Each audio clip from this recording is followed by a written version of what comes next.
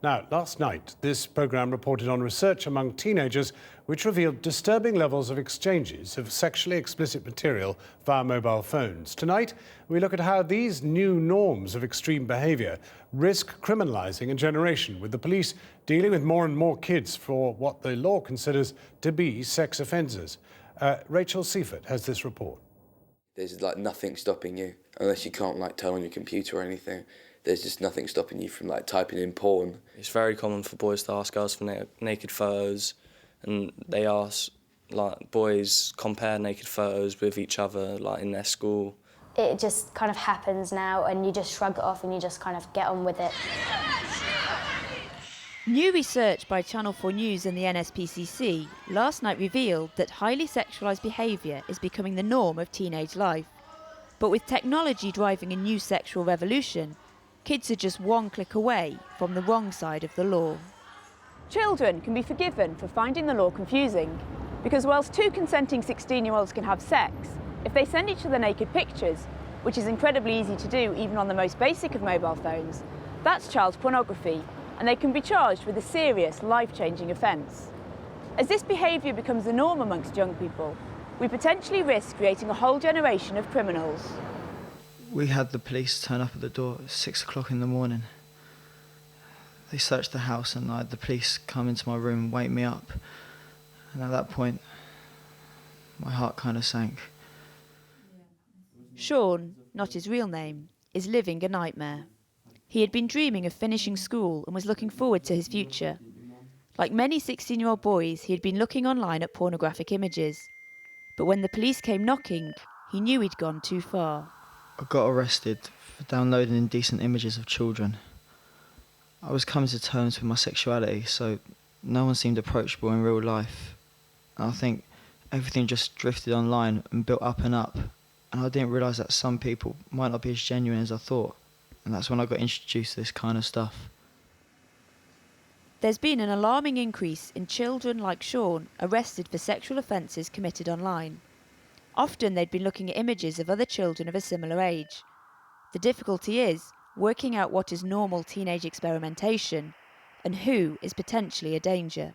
In recent years, the police service has seen a very significant increase in the number of cases being reported to them of indecent images being sent by young people. Now, that's a very concerning trend.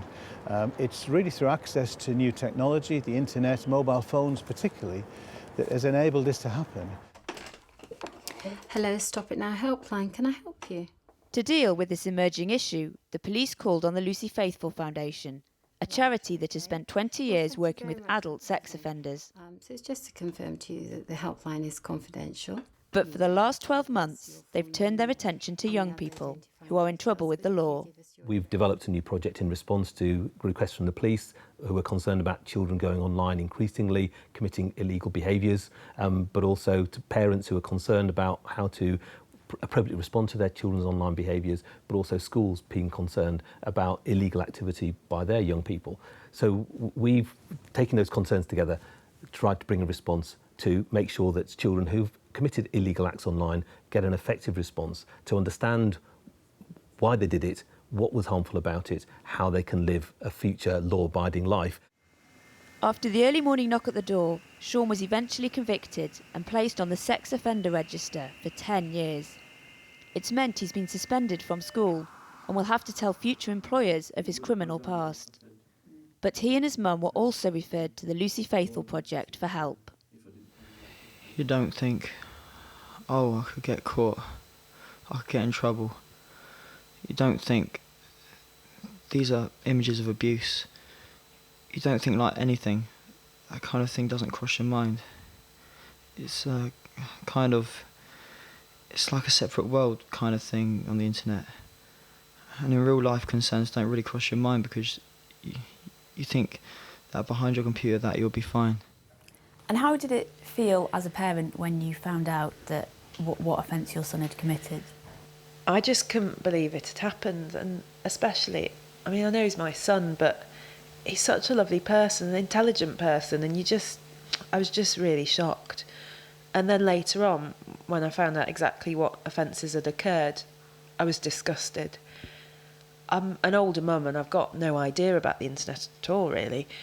I actually didn't know that my own son was doing it because I couldn't really check because I didn't know how to. For kids today, having lived their entire lives online, using the internet is second nature. But with so much content at their fingertips, they can all too easily stray into areas they shouldn't. Tom, we've changed his name, is an adult who has been placed on the sex offender register. He'd been looking at images of teenage girls, having been swept up in the online underworld. How easy is it to find this sort of stuff on the internet and to end up in a place like you have? It's very easy. I didn't find it difficult at all. I found surfing the internet very similar to flicking through channels on the television or something like that. And of course on the television you can flick through whatever you like and you're not going to come across anything that's illegal. Whereas on the computer it's relatively easy to suddenly find yourself in somewhere that's illegal. Despite the ease of straying into illegality, the police often still have to act. They do have discretion, but they find themselves walking a difficult line. We're very, very conscious that if a young person becomes criminalised, if they have a criminal record, if they're placed on the sex offenders register, that becomes a huge millstone around their neck in terms of their future lives and employability. But equally, we can't simply have people committing offences and not being subject to the law. The law has been put in place to protect children, and that's what we're all keen to do, clearly. But it has also been put in place in a different era, a different age. With technology now driving modern life, it begs the question whether it's time to upgrade the law to fit the 21st century. We know kids are watching porn online and sharing indecent images, but unless we redefine how we deal with this, we risk criminalising a whole generation. We've allowed this problem to arise. Someone needs to take stock of what's going on. That dialogue needs to take place, and at the moment I think in too many households it's not taking place. In too many schools children aren't being helped to work out what relationships should be about and where sex in a way belongs within developing relationships. It just feels like everything is really rather out of control at the moment, and someone needs to take some control over what's happening. It's an issue that society can't afford to ignore, because for those caught in the net, the consequences can be devastating. I would be stereotyped now as someone who snatched a child off the street or something, and people forget that I'm actually a child myself.